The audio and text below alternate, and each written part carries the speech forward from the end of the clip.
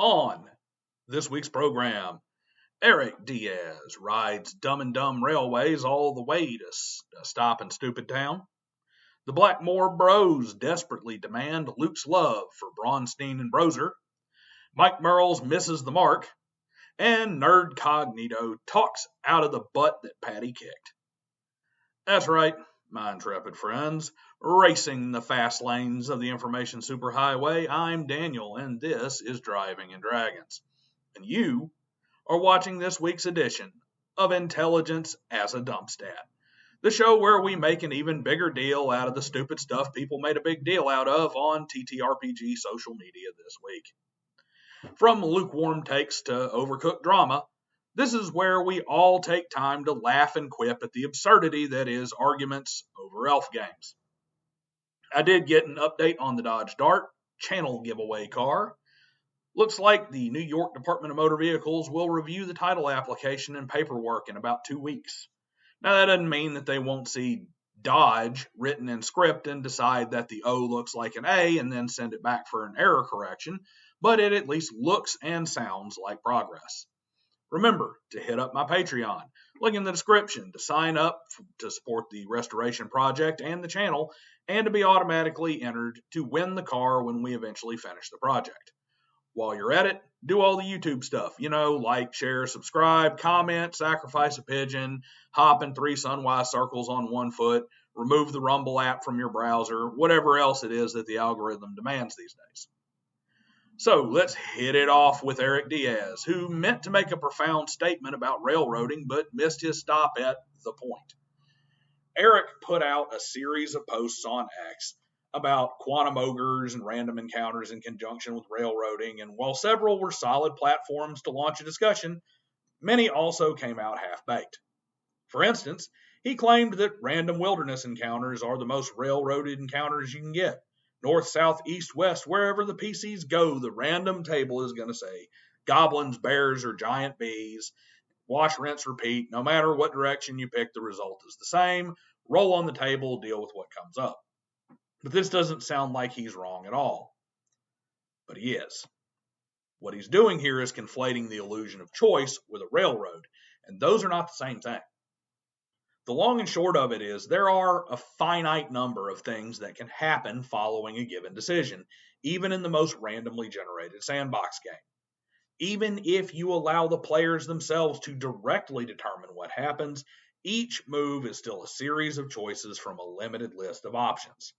One of the biggest failings in this line of reasoning is actually a common failing, the misapplication of the term railroad itself. For those who somehow still haven't figured this out, railroading is a narrative issue, not a mechanical one. A railroad is not a linear story or a linear narrative. It is certainly not the act of simply administering the game. Railroads happen when you force the PCs into taking certain actions with no influence on the outcomes, or when you outright take control of the PCs. Seth Skorkowski, to this day, has the best example of this with his haunted house scenario. The car is dead, every window is boarded up tight, you can't get to the basement or the second story, and if you stay out in the storm, you will surely die. Your only choice is to go through the front door where my cool jump scare surprise is. That's a railroad. I've got a random table that determines which, if any, of the 5 ghosts on the property are present behind the option you choose to take is in no way a railroad. That's to say nothing of the social contract of a hex crawl or wilderness adventure game, where not having random rolls for each square is literally denying the players of the game that they all agreed to play. So swing and a miss, Eric. While Mr. Diaz came up short this week, he at least came from a good place of trying to provoke deeper thought about the games we play. Griff Morgan and the crew of usual suspects from the Bro SR, on the other hand, came from their typical place of demanding credit for the games we play. That's right, they once again pulled their heads just far enough out of their asses to clearly demand credit for Braunstein Gaming. Once again, Luke Hart, over at DM Lair, released a video on older styles of play. Once again, his primary introduction to the concept comes in the form of Harmony Ginger. Remembering that the last time he chose to cover an OSR topic, The Bro SR burned his comment section down with sophomoric chants of thank you Jeffro and thank you B-dubs, Luke went and asked Harmony who he should credit with the concept of Bronstein. Silly her, Harmony said credit David Wesley, the guy who actually developed the concept back before Dungeons and Dragons was even an idea scribbled on a napkin somewhere. Well, she forgot that both Griff Morgan and the man behind Secrets of Blackmore and the Bro SR are clout-chasing glory hounds desperate for credit for other people's work.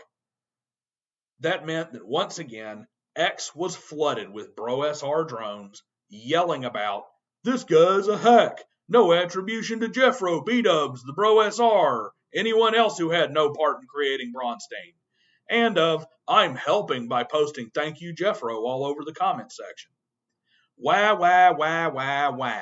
We're the PDF merchants behind Broser. Give us praise. I swear to God and Sonny Jesus that according to bro philosophy, if you make a video on football, you need to thank every high school coach who ever wore a whistle in a 2A school by name. He pulled the definition of Bronstein word from Broser. Well, guess what? I pulled the definition of Bro SR word for word from the dictionary under ass wagon. I guess I better thank Merriam-Webster. Not to be outdone, Griff Morgan rode in on the same donkey. I never made my money back on the movie about Bronstein and David Wesley and the games that led to D&D. I just want people to feel that wonder about where it all came from. Oh, and yes, I want to sue anyone who mentions those names without giving me royalties, and I want you to make sure that you credit my documentary with professions of gratitude anytime you talk about it. This is the absolute pinnacle of self-aggrandizing, glory-seeking, clout-tracing narcissism. We play a game a certain way and wrote books about it. Make sure you credit us and not just the actual creators of the game. Seriously, guys, I'm glad you respect yourselves because at this rate, no one else will by 2026. In TTRPG mainstream news, 5e designer Mike Mearls, ended up with bringing an end to a several-month-long streak of dropping bombs about D&D by dropping a dud on Daggerheart. I don't know if it's just a half-baked opinion or amusing that hadn't been fully executed or explored, or if it was just him pandering to the Critical Role fan base who were frothing at the mouth over the terrible reviews that their Lord and Savior Matt Mercer's dung heap of a game has been getting. But for whatever reason, Mike came out and played the contrarian by saying that Daggerheart's mechanics with some adjustments are perfect for old school dungeon crawls. Dude, what are you smoking? The game is about as lethal as a pillow fight, and the combat system essentially lets the players beat on helpless enemies without reprisal, as long as they're in some way optimized. Oh, you generate fear and move to nastier and nastier monster tables? Or you just move deeper into the dungeon. Mike Mearls' most moronic take of the year thus far. Daggerheart. Good for anything other than preventing your beer from leaving a ring on the table. We know you're smarter than this, Mike, so blink twice if Matt Mercer is off screen with your favorite D20 in a food processor. Rounding off the idiocy for the week, we have Nerdcognito. Now, Nerdcognito and Ryan David, in particular, got a kick square in the nuts this week when Patty's Parlor dumped out all the receipts for their litany of crimes, both literal and figurative. It was so vicious that I actually converted it into a diss track and posted it on X, purely because the extent to which Patty went off on Ryan reminded me of 90s rap beef like Tupac and Biggie. Well, I guess that distracted them, because Nerdcognito published this steaming pile of horseshit. Quote, the professional GM is a myth that sparkle trolls, tourists, and the pop media want you to believe. It covers the fact that they don't really play or have friends. No one earns a living doing this in a first world country. It's a side hustle at best, and even then, a fish story, unquote. Well, boy, have I got news for you. This is objectively incorrect. Not an opinion, not I disagree. Nerdcognito is objectively and verifiably incorrect. First off, I've seen paid games from the day I started playing back in the 90s. I've even run a few myself because it was requested for various reasons. No, I'm not a paid GM. I can count on one hand the times that I got to pay GM, and the last time was about 20 years ago. But I've done it before. And every paid GM I've ever met in my life has their own home games that are with friends and for free.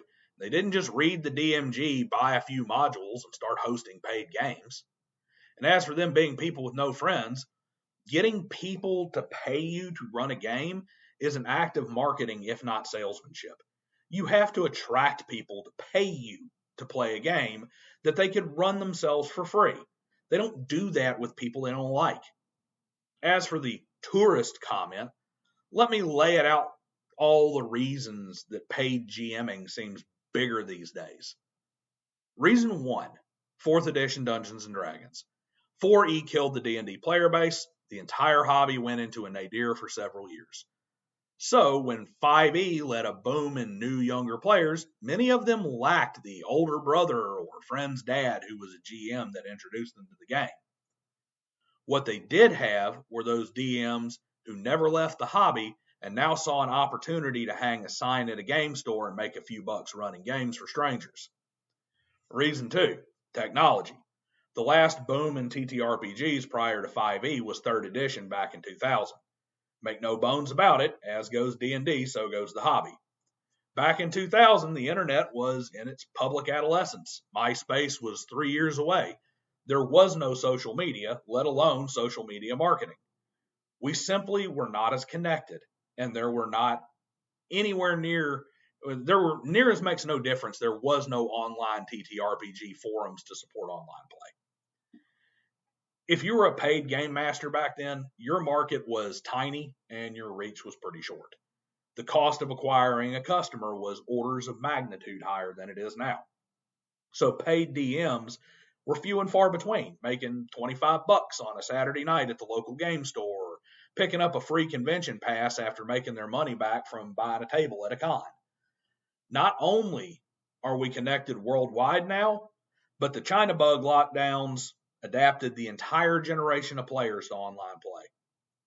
Of course, there are more paid DMs now, and not only that, the ones that existed before are just more visible.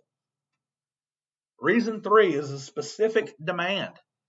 This is the only part where Ryan David almost got it right. Sparkle trolls. Or more specifically, the toxic player agency phenomenon that I've talked about before. 5e bred a player-first mentality where the GM is essentially a slave to the whims of the table. If you don't kowtow and cater to every tiny demand of your players, you're a crap DM and a toxic bastard. A lot of dungeon masters just said to hell with it and stopped running games for new players. And the new players don't want to be the DMs. Half because they're the ones who caused the problem, and the other half because why would you want to sign up to be abused? Money. Money is why you would sign up to be abused. This game is no longer about my fun too, and only yours. I don't get to have what I want considered in how things go and what type of play we have. Fine. Fuck you. Pay me. But I guess Patty slapped more than just the taste out of Ryan David's mouth. He slapped the sense out of his head too. I'm going to leave you guys with a little narcissism of my own. Remember, this is all fun and games, and when I wrote it, I was imagining what it would have looked like if Patty wrote a diss track on Ryan David instead of an hour-plus long live stream takedown. And of course, I'm also not a very good rapper at all. But I'm probably a bit too proud of this bar, and I thought it was a clever insult, so I'm going to go ahead and drop it. Here it is, a bar against Ryan David. From my pen pours art, rhymes, games, and flow. From yours, just another corny show. Or a game that sucks, but you're out of luck. Dressed like Jenny D, but with less to tuck. That's all I got, except the usual headache that all this BS causes on a weekly basis. Check the description for links, check out the alignment playlist, and get ready because we will soon be talking history as an idea mine here on the channel. See you guys next time.